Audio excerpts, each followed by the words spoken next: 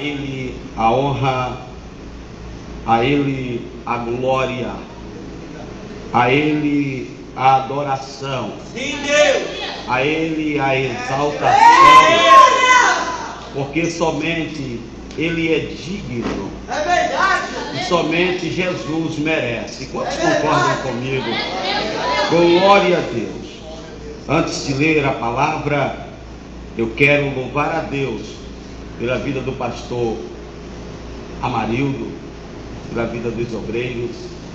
Eu me sinto honrado por Deus e tenho a alegria, o prazer de dizer que em estar aqui é o cumprimento de uma promessa de Deus. A minha alma está muito alegre, muito feliz. Estou feliz porque eu vejo mais uma promessa de Deus se realizando na minha vida. Quero louvar a Deus pela vida do pastor Wilson, da sua família, a irmã Preta, das amigas que veio conosco. Eu quero louvar a Deus pela vida da igreja, dos membros, dos congregados, dos visitantes. E quero dizer ao visitante: se sinta bem.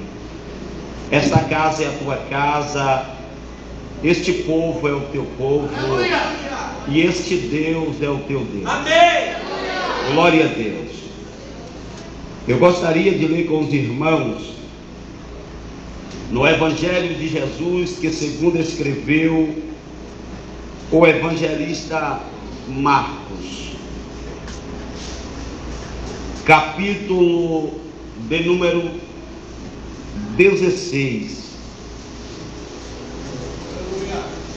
versículo 1, versículo 2 e o versículo de número 3. Deus tem uma palavra para os nossos corações aqui nesta noite. Amém.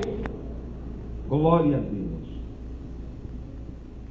Deus está mandando eu pregar aqui, ou mandou eu pregar para pessoas que têm sonhos, pessoas que têm projetos, pessoas que têm expectativa, mas está no meio do caminho e já pensou em parar e desistir.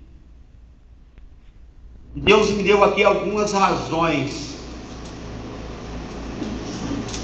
que está escrito assim, queridos: e passado o sábado, Maria Madalena, Salomé e Maria, mãe de Tiago, compraram aromas para irem ungí-lo. E no primeiro dia da semana foram ao sepulcro, de manhã cedo, ao nascer do sol. E diziam umas às outras: quem nos revolverá a pedra da porta do sepulcro? Amém? Só que aí, queridos, podeis assentar.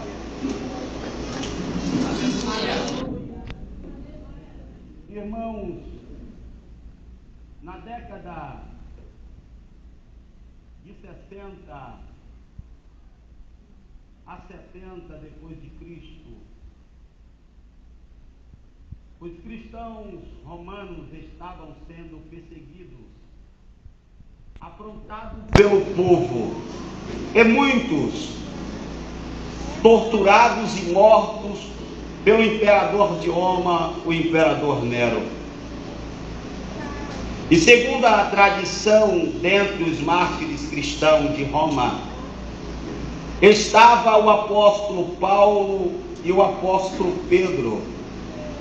E como um dos líderes eclesiásticos em Roma, o Espírito Santo inspirou o evangelista Marcos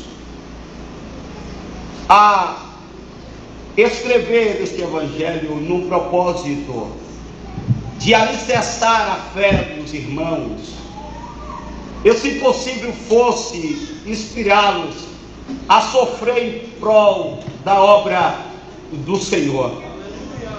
O propósito de Marcos era dar uma resposta pastoral ou entregar uma antevisão profética à perseguição daquela época. E Marcos, ele traz como exemplo a vida, o ministério, o sofrimento, a morte e a ressurreição de Jesus.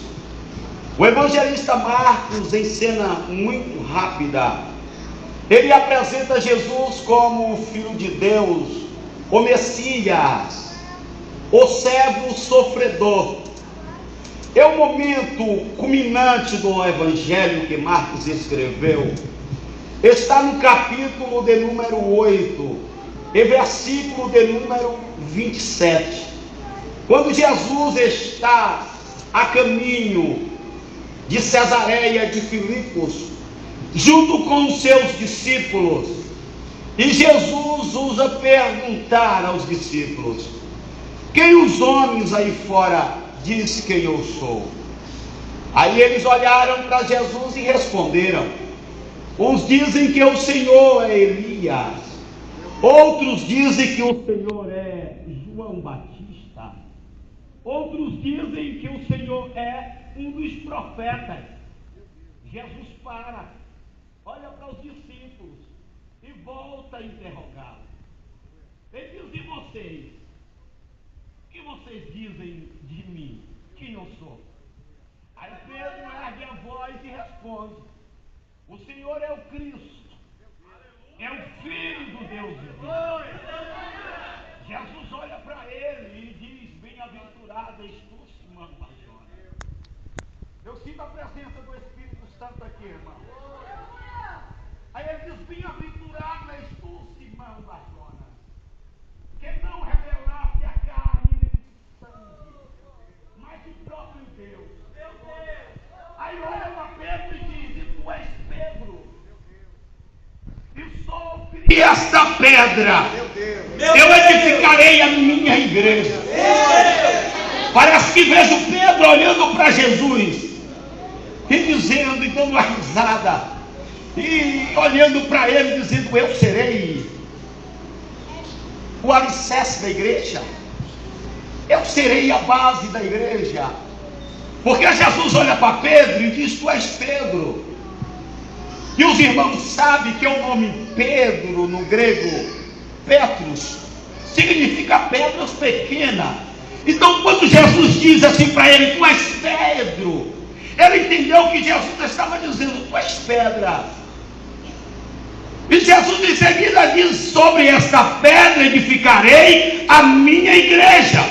Então tinha razões para Pedro imaginar que a igreja seria edificada sobre ele. Mas Jesus diz: Pedro, é sobre a pedra.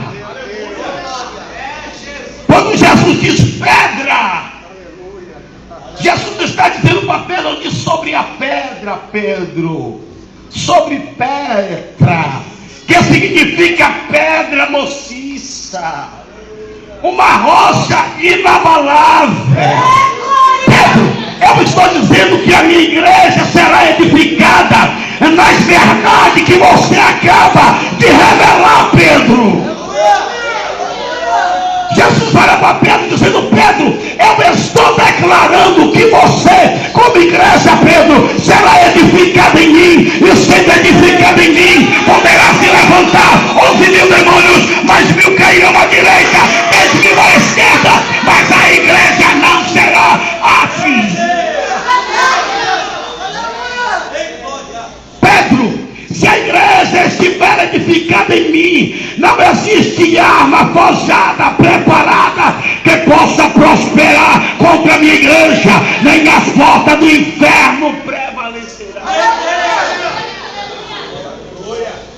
Pedro, a igreja será edificada sobre a pedra. A tempestade vai soprar, Pedro. O vento vai soprar, Pedro. A tempestade vai chegar, Pedro.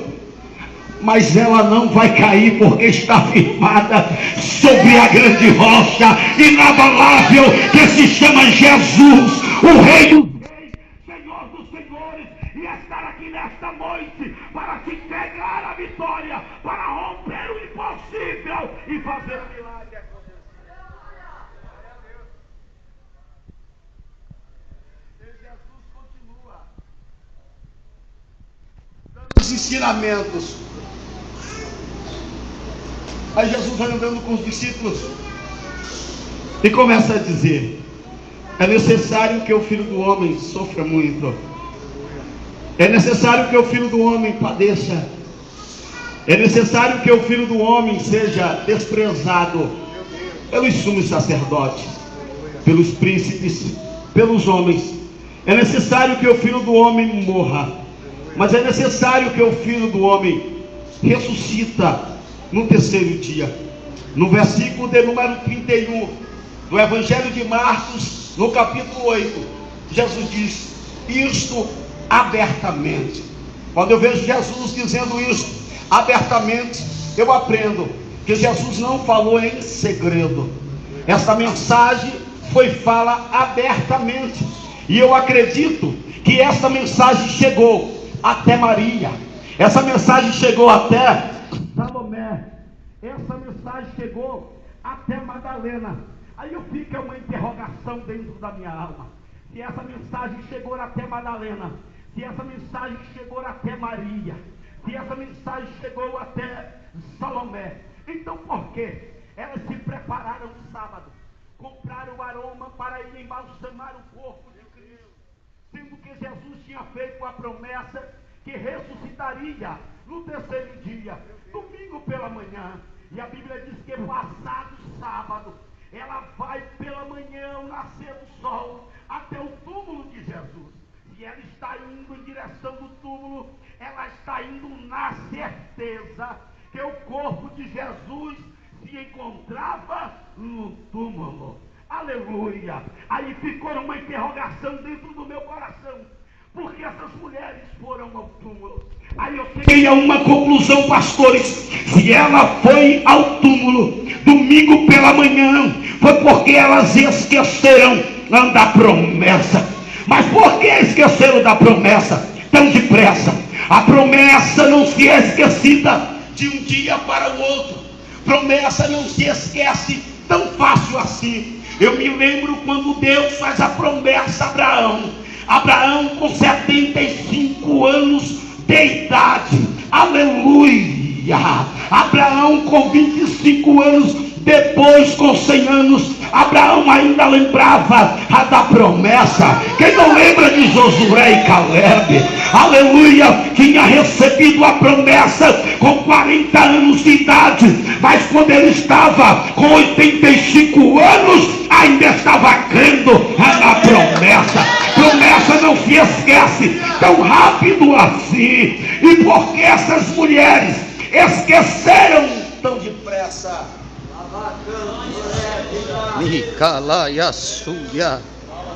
Eu comecei a interrogar o Espírito Santo, porque às vezes eu faço uma coisa de louco. Eu pego a mesa, ou sento no chão, ou sento aonde eu estiver na cama, eu sento e diz: Espírito Santo, por favor,